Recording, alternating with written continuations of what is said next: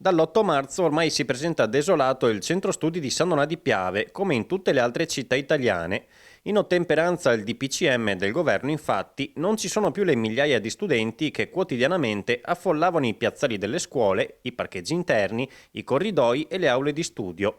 Una situazione di apparente irrealtà alla quale però gli istituti hanno dovuto e saputo trovare rimedio per garantire l'apprendimento scolastico a tutti quanti gli alunni.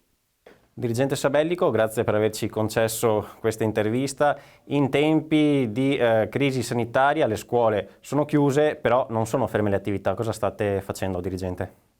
Sì, effettivamente, quando si pensa che le scuole siano chiuse, si pensa che tutti siamo a casa. In realtà i docenti stanno lavorando da casa, attivando tutta una serie di attività di didattica a distanza.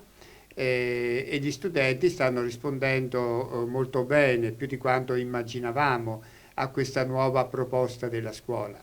Anche gli uffici sono attivi, infatti la scuola oggi è aperta, molti stanno lavorando da casa, anzi la maggior parte degli impiegati stanno lavorando da casa, qualcuno è a scuola per assicurare il coordinamento di tutte le attività. Anche le riunioni per i docenti continuano con le stesse modalità, quindi a distanza, via streaming? Sì, proprio così. Noi ci teniamo in contatto attraverso incontri collegiali via streaming. Abbiamo imparato anche questa nuova formula, quindi ci siamo attrezzati tutti con la strumentazione adeguata per poterci parlare e talvolta anche in videoconferenza. E per quanto riguarda l'anno scolastico, per gli alunni come andrà?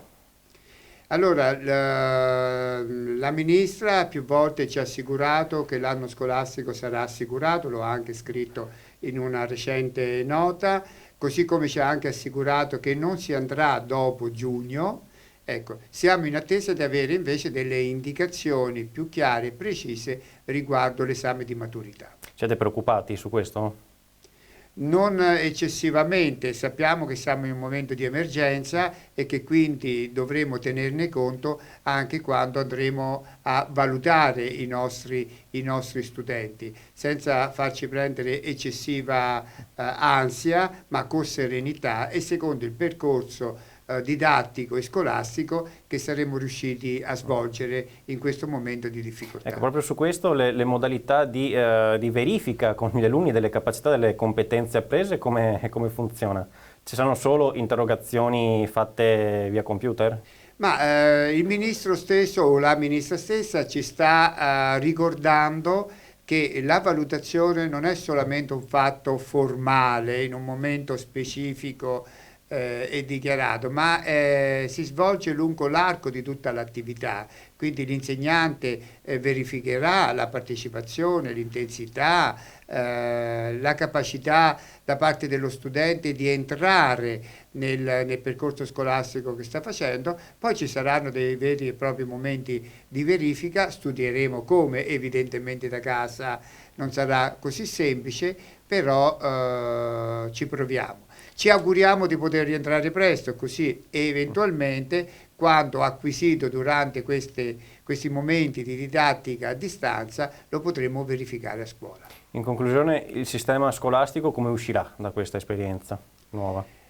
Allora, sicuramente più rafforzato, più consapevole delle proprie potenzialità e soprattutto immaginando degli scenari futuri che potranno sicuramente aiutare la didattica.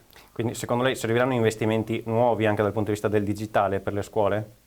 Io credo che adesso sarà inevitabile. Era una strada già tracciata ma che con difficoltà si riusciva a sviluppare.